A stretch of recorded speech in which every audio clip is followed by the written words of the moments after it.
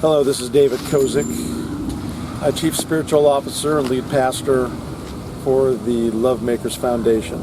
Today we're recording from beautiful Irvine Regional Park in Irvine, California. The name of today's love message, the title of today's love message is Connecting to Love.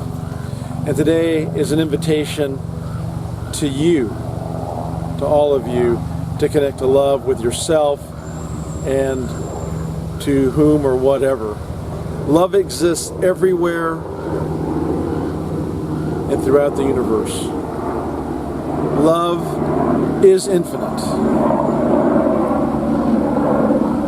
I think that you all know, if you really thought about it, that there is something more than simply this material world. There is more. You know, it's sad that people don't get this, and I understand. You know, we're all concerned with how much money we're making, our families, our problems, our health. There's always something going on to distract us from the essence of the world, because that's what love is, essence. Love is simply the ability to go beyond yourself. Because when there's total love, there is no ego. But when you look at love and how to connect to love, I mean, how do you do it? Well, my solution is just do something. Find something or someone to love. Love yourself. Look around. Love is everywhere. Now, you are love. I am love. But the problem is we don't see it.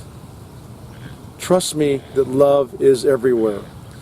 And you know, it's very interesting. During my professional career as a lawyer and as a prayer practitioner and just as the spiritual advisor to Lovemakers Foundation, I've been exposed to 5 near-death experiences. People who have actually been declared dead, and then they came back to life. You know, what happened during those experiences? Whether it's a person who died of a heart attack and was taken into the operating room and left his body, or it was somebody who was in a major auto accident and was declared dead. You know, I took the time to talk to those 5 people in some detail, in addition to doing a lot of reading on near-death experiences.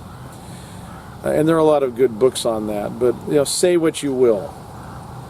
I can only relate to those people's and those persons' subjective spiritual experience. And I will say that in all 5 experiences, they did feel light, and they saw light, a very intense light, and they did feel love. But I think the real answer is what happened when they came back to this dimension, to this reality, the reality I'm talking in now, this dimension. What happened to them? What was the result of those near-death experiences? Well, they no longer were afraid of anything. Secondly, a tremendous peace and joy came into their hearts and souls. And finally, they felt love. They feel more love and want and have the desire and the internal need to give more love. Why wait until you have a near-death experience? Why wait until a loved one passes away? Why wait until something happens where you realize that love is the most important thing there is? It could be love of something. I just saw a couple of documentaries, one on Lindsey Vonn, one the famous American skier, another one on Kelly Slater, the famous American surfer. Both applied their athletic skills way beyond the age at which most people go. What drove them? It was the love of their sport, either the love of skiing in the case of Lindsey Vonn, or the love of surfing for Kelly Slater. And they were both great athletes, highly decorated world champions, etc. But that's not the point. The point is they found something they loved, and that propelled their lives, and they found happiness. Find something to propel your life. in love. Just look around.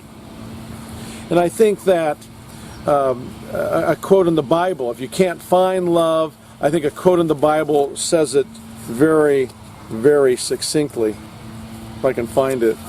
And it's located in the Bible. It doesn't really matter what version you use, what Bible you use. The meaning, I think, is going to be basically the same. But this quote is found in Matthew, Mark, and Luke, and in another way, sort of in John, also in Leviticus in the Old Testament. So it's all over the Bible. And if you can't find anything or anybody to do, turn to God.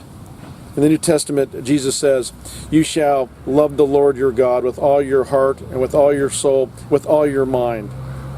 That's the great commandment. And there's a second commandment, that is, love your neighbor as you love yourself. And this is common in all religions. If you can't find anything else to love or love anybody, you can always love God. Discover how to love yourself, and you will find God. You will find something greater than yourself. Love will help you find something greater than yourself, which is going to lead to your eternal happiness in this dimension. When you look at healing, and I've done a lot of healing over the years, a lot of life and business coaching, the interesting thing is that I have developed a love power model. Let's say there's a situation that you can't handle. What do? Well, first thing you do, there's just 3 simple steps. First thing you do is you discover the truth of that situation. Be true to yourself. Look at what's really happening. Have integrity and find out. Maybe you owe some money. Maybe you're ill. Just lay it out there. But be true to yourself. Get the real facts. Apply it to your life. Be truthful. Take the responsibility for what's happened. Step 1. Step 2, give love. Give love to yourself. Do not blame yourself. Do not judge yourself. Bathe yourself with love. Tell yourself that you are love. Then look at that situation out there. Let's say you owe money. Give that situation love and know that it will clear up. Because, and again, most things in life, we're going to survive those. I think it was Nietzsche that said, if it doesn't kill you, it'll make you stronger. And check that on that. But, it's true. Generally, you're not going to have anything in your life that you're not going to be able to deal with. So that second one is give love to the situation. Give love to yourself. Bathe yourself in love. And then the final one is energize yourself in love. Energize the situation in love. And release it with 100% confidence. And that situation will clear up. That situation will be handled. Have faith. Rumi, the Persian poet, said, "Love calls everywhere and always. We're skybound. Are you coming?" And that's what I would say to you. Are you coming to love? Are you going to connect to love? Love is everywhere. Take the effort, use the energy to connect to love. Because, ladies and gentlemen, boys and girls, love is the way. I'd now like to introduce our president and CEO of Lovemakers Foundation, a very important person in my life, and really the first Lovemaker, Deborah Kozich. Deborah? Hi. Thank you, David, so much for another wonderful sermon, and this week connecting to love, an invitation to all. And that's what brings me to today and sharing with you what Lovemakers is all about. It's simply about doing your best to live in love, be love, share love, and give love. And what we've discovered is when you do this, then you can help transform yourself and then reach out and help transform the world. And that's why we've created a foundation. We're calling it Lovemakers, to welcome you to join us so that we can propel love, so that we can connect the love we're feeling into the world and share it with the world. To become a Lovemaker, it's very simple. We just ask that you reach out to us. We have a 1-800 number to call. It's 877-711-0850 and also 949-750-0014. Please reach out to us. We're here to help you. We're here to explain how our foundation works. We offer free prayer work. We're in the process of formulating progressions for wedding ceremonies and ceremonies for celebration of life. We have upcoming retreats, love and light seminars, and we are really happy to announce that we're going to be also inviting people to join us to become a master lovemaker. So please call us so that we can come together and propel love and connect all people in this world with love. Our mission is to revolutionize the world with love and to change the world's paradigm from fear to love. Please join us. Thank you for joining us on our weekly YouTube sermons. David's doing a wonderful job, and I am so thankful to have him be able to come and share this with you. We've had great success. Thank you for sharing, liking, and subscribing, and please share with those you love, and would love to get the message out to as many people as we can. Thank you, and remember, love is the way. Just a final closing remark. We want to connect everybody in love. Being a love maker is a very special thing to do. It's just a commitment to do your best, to be love, teach love, share love in your life. And as Deborah said, and as I've said, love is the way.